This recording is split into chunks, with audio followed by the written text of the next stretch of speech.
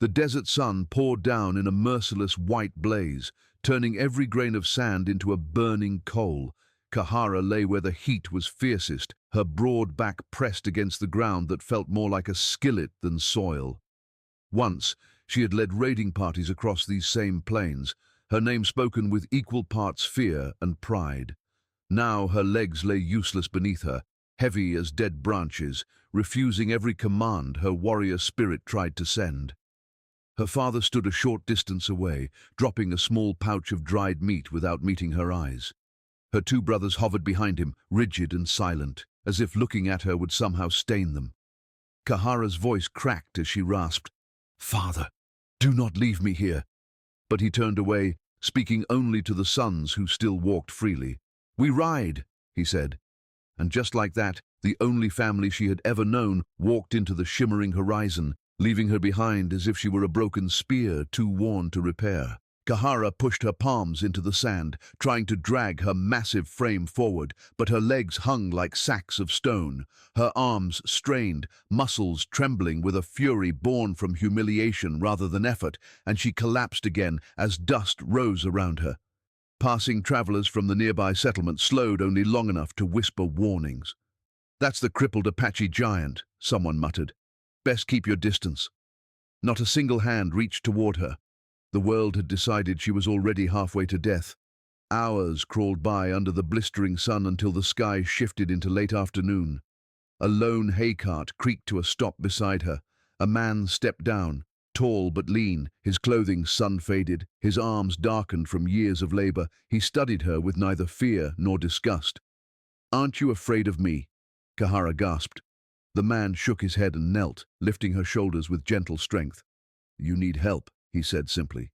With quiet determination, he dismantled planks from his cart and fashioned a crude stretcher, pulling her away from the place where even her own kin had refused to look back. The farmer's homestead sat beyond the town's last fence, small and worn but standing firm against the relentless weather. By the time he hauled the stretcher into the yard, his breath came ragged, though he never once loosened his grip. Kahara was lifted onto a rough bed layered with an old blanket, the air around her filled with the scent of pine shavings and wood smoke. She scanned the room with suspicion, shadowing her dark gaze. "You brought me here," she whispered. The man removed his weathered gloves and nodded. "There was nowhere else," he said quietly, "and you're safer in these walls than on that road." Kahara almost laughed at the absurdity. A warrior who once commanded men was now lying helpless in a stranger's home. Her pride felt splintered all over again. Later, he brought a bowl of warm porridge and set it beside her. When she tried to lift the spoon, her strong arm trembled, and the metal slipped from her grip, clattering onto the floor. Rage surged through her chest. "I cannot even feed myself," she hissed. "How pathetic." But the farmer retrieved the spoon without a word, placed it back in her hand, then turned his back and held the handle behind him so she could lean forward and eat without losing her dignity. When she finished, Kahara stared at the unfamiliar gentleness she had just been shown. "Why are you doing this?" she asked. The man, Thomas, paused as he cleared the small table. "I've lived alone a long time," he said. "Helping one more soul doesn't make my load heavier." Through the window, murmurs drifted from the distant road. Locals pointed toward the farmhouse, whispering about the reckless farmer who had brought a towering Apache woman under his roof. Thomas heard their judgment, but his eyes never drifted from his work. As night settled over the desert, Kahara listened to the sounds of him moving through the house, the scrape of wood being cut, the crackle of a steadily rebuilt fire, the soft thud of planks as he braced the door. Each sound carried a quiet reassurance she had not felt since before her injury. For the first time in many days, her breath loosened. She drifted into sleep without fear of being abandoned again, sheltered by the very walls a stranger had chosen to strengthen in her presence. Morning light spilled through the small window, painting thin golden lines across the floorboards. Kahara stirred and pushed herself upright with her powerful arms. Outside, rhythmic hammering echoed through the yard. She shifted her body toward the window, her immobile legs heavy beneath the blanket. Thomas stood over a scattered pile of wheels, old planks, and rusted metal scraps, working as if the pieces themselves had whispered instructions. Kahara frowned. "What are you building?" she called. Thomas didn't look up. simply continued sawing through a board. "Something that needs building," he said, in that steady, calm way of his. His silence irritated her, yet there was a patience in his movements that made her chest tighten. On battlefields, everything was loud, rushed, frantic. But this man worked as though time waited for him. At midday, he entered the room carrying a large wooden frame. At first, she did not understand what she was seeing. Then her breath caught. It was the beginning of a wheelchair, built larger than any she had ever seen, wide and sturdy enough to support her massive, warrior-strong body. "For me," she murmured. Thomas wiped sweat from his brow. Who else would it be for? The days that followed were filled with the steady music of sawing wood and the rhythmic tap of nails being driven in. Kahara watched from the bed, her strong hands folded on her thighs. She existed in a strange place between gratitude and discomfort. On the battlefield, she had ripped open fences, carried wounded men twice her size, and fought cavalry with nothing but her bare hands when her spear snapped. But now a lean farmer was quietly crafting something her own tribe had not even thought to offer. A way for her to move again. One evening, while Thomas tightened bolts on the wheel's axle, Kahara spoke without lifting her eyes. "I had many comrades once," she said softly. "But when I could no longer walk, they left me behind." Her voice wavered only slightly. "Are you not afraid that helping someone like me will bring trouble to your doorstep?" Thomas paused, turning toward her with the warm glow of the lamp lighting his face. "Of course I'm afraid," he admitted. "But the thought of leaving you out there, that frightened me far more." His honesty struck her deeper than any insult her father had spoken. When the chair was finally completed, the desert wind carried the scent of hot sand and fresh-cut wood across the yard. Thomas lifted Kahara carefully, his arms trembling from effort, but never wavering. He set her gently into the enormous chair. It fit her perfectly, wide enough for her powerful frame, sturdy enough to endure her strength, smooth enough to glide along the floor. Thomas spun one of the wheels. "Solid," he said. "Try it!" Kahara hesitated, her heart pounding like a drum announcing a victory she had not yet won. She gripped the rims and pushed. The wheelchair rolled forward with ease. Tears burned behind her eyes, a sensation she had not felt since childhood. "You've given me freedom," she whispered. Thomas leaned one shoulder against the doorframe, his voice calm. "You're no longer tied to a single place. Go wherever you wish." Kahara turned slowly toward him. "Even if I choose to leave this house?" He nodded once. "If that's what you want." She shook her head, her voice firm and certain. "No, I do not want that." From that day on, Kahara became part of the farm's rhythm. In the mornings, she steadied wooden boards while Thomas sawed them. In the afternoon heat, she carried buckets of water, using nothing but the strength of her arms, the muscles along her shoulders working like coiled ropes. Her legs remained still beneath the blanket draped over her lap, yet Thomas never acknowledged them, never pitied them, never looked away. He simply let her work as she wished. At night, the two repaired the aging horse stable, Thomas hammering from one side while Kahara braced the planks with her immense strength. They spoke little, but their silence was never empty. It carried the comfort of two people who understood each other without needing explanations.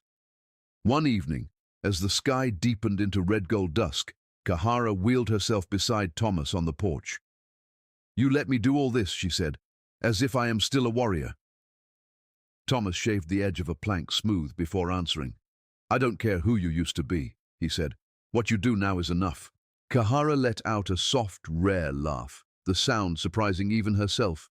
The desert wind lifted strands of her black hair, carrying with it the scent of sawdust from Thomas's shirt and the faint sweetness of hay. As evening settled, she looked down at her large, scarred hands, hands that had once gripped spears and reins, hands that had saved lives and taken them. Her voice softened, hesitant in a way she had never known. "Thomas," she said quietly, "I have never been close to a man before. I don't know what it feels like, but I find myself wanting to." Thomas's hand stilled, the wooden plank slipping gently from his fingers to the porch floor. He turned toward her, not with hunger or shock, but with a deep, earnest respect. "Kahara," he said slowly, I would never do anything to dishonor your trust. But I also won't lie. I do feel something." The warrior who had once charged into gunfire now looked away shyly, heat rising to her cheeks. Thomas leaned forward slightly, speaking as gently as the night breeze. "There is nothing wrong with wanting closeness, but it should come with readiness and trust." Kahara swallowed hard. "I do not know if I'm ready," she whispered, "but with you, I'm not afraid." The silence that followed was warm, unhurried, a kind that wrapped softly around both of them. They sat together on the porch, listening only to the distant chirping of insects and the quiet sigh of the wind drifting across the plain. No words were spoken, yet something in the air shifted, a closeness that neither tried to hide anymore. The next days brought a new ease between them. When they rebuilt the fence, Thomas admired the way Kahara lifted a wooden post with one powerful arm, moving as if her strength had never faltered. At dinner, she listened to his stories of working the land since he was 15, growing up with no parents and no guidance except the stubborn will to keep living. In turn, she shared memories of the old battles, the shouts of warriors, and the rhythm of hooves pounding across open plains. They found comfort in each other's losses. But the peaceful rhythm broke one afternoon when the thunder of hooves rolled toward the house. Kahara and Thomas turned. 3 riders approached, Apache men painted for confrontation, her father and brothers, the same men who left her to die beneath the unforgiving sun. Thomas stepped forward, gripping his axe tightly. "Kahara, stay inside," he said under his breath. She rolled her wheelchair forward beside him, jaw set like carved stone. "No, I face them." The riders dismounted with the hard, sharp movements of men ready for conflict. Her father stared at her with a coldness she had known all her life. "You fled from your people," he said darkly, "and now you let a white man claim you." Her eldest brother spat on the dirt. Shameful. A broken warrior, dragged around like useless weight. The younger brother's fingers twitched toward his bow. "You're coming back with us. Now." Thomas tightened his grip, but Kahara placed a strong hand on his arm, stopping him. She rolled forward on her wheels, her posture towering, even seated. "You left me on the desert floor," she said quietly. "You did not even look at me." Her father's jaw clenched. "A tribe cannot carry dead limbs." Kahara bowed her head once, then raised it again, fire blazing in her eyes. "Yet here, I work, I build, I survive." She lifted the axe Thomas had given her, her biceps rising like coiled rope beneath her skin. "Try to drag me away, and I will show you what my hands can still do." A heavy silence dropped over the yard. Her father's gaze flicked from the axe to the wheelchair, then to Thomas, standing protectively behind her. For the first time, hesitation clouded his expression. He saw strength, real strength, in a daughter he had discarded like broken armor. After a long moment, he turned his horse away. "She has chosen," he said to his sons. Without another word, the 3 mounted and rode off, dust rising behind them like a fading memory. Kahara let out a long, shaking breath. Not from fear, but from the release of a weight she had carried since childhood. Thomas placed a hand on her shoulder, firm but gentle. She looked up at him, her eyes blazing with certainty. "They no longer decide my life," she said. Thomas nodded. "No, they do not." The next morning, she rose early, wheeling herself into the sunlight. She lifted a wooden post with one hand as easily as another person lifted a cup. When Thomas told her to rest, she shook her head. "I'm not doing this to prove anything. I'm doing it because I belong here." The words struck Thomas like an arrow of truth. For the first time in years, both of them felt the ground beneath their feet, or wheels, as something like home. In the quiet days that followed her confrontation with her father, something inside Kahara eased, as if a stone long lodged in her chest had finally crumbled. She threw herself into the work of the farm with new energy. Together, she and Thomas inspected the cornfield, repaired the stable roof, cleared old lumber, and fixed the sagging fence. Even with her paralyzed legs resting motionless beneath the blanket, her upper body moved with the confidence of a warrior who had survived too much to ever be broken again. One afternoon, as they paused in the shade of the porch, Kahara rested her large hands on her knees and spoke softly. I once believed I mattered only when I held a spear or commanded a horse. When my legs stopped moving, I thought my life had ended. Thomas sat across from her, elbows on the table, his voice steady and warm. Your strength isn't in your legs, he said. It's here. He tapped his chest gently. Kahara blinked, surprised by the quiet truth of his words. She felt something unspoken pass between them, a connection formed not in battle or desperation, but in the daily act of choosing each other. As twilight settled across the land, painting the horizon in shades of gold and fading crimson, Kahara leaned her head against the old doorframe and exhaled slowly.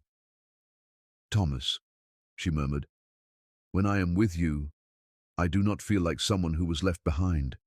I feel alive.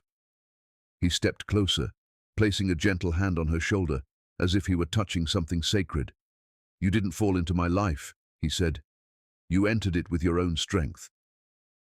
His words settled deep inside her like warm embers. The next morning, Thomas woke before sunrise. He went to the small wooden box he had carved over the past weeks, its edges rough, but shaped with care. Outside on the porch, he opened it before Kahara. Inside lay a wide silver ring, handcrafted, uneven, beautiful, and made to fit her powerful fingers. Her throat tightened. You made this for me. Thomas nodded. I have wanted to give it to you for a long time. I just waited for the day that felt right. He took her hand, sliding the ring onto it. It fit perfectly, as though the metal had always belonged to her. Kahara stared at the ring, her breath catching. On every battlefield of her past, she had never shed a tear. But now, facing this quiet man who had chosen her without hesitation, her eyes burned hot and full. All my life, she whispered, I knew only how to fight. I knew how it felt to be abandoned. But you looked at me as though I was someone worth keeping.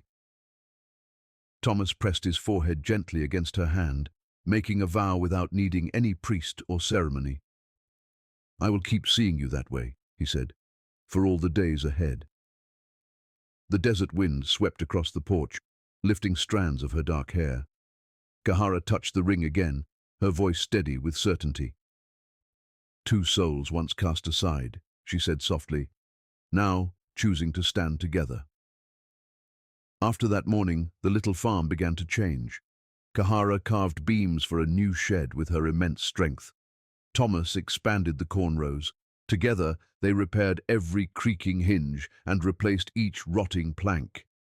The house slowly transformed, not because of wealth or fine tools, but because two people who once drifted alone had begun shaping a life hand in hand.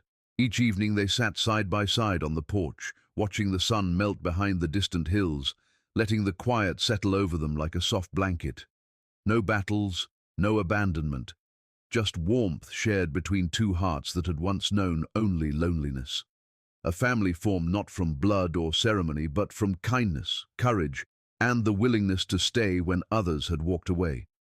As weeks turned into months, Kahara often caught Thomas watching her with admiration as she worked, chiseling wood, hauling buckets, bracing beams with her mighty arms. She no longer questioned her worth. She no longer feared being left behind.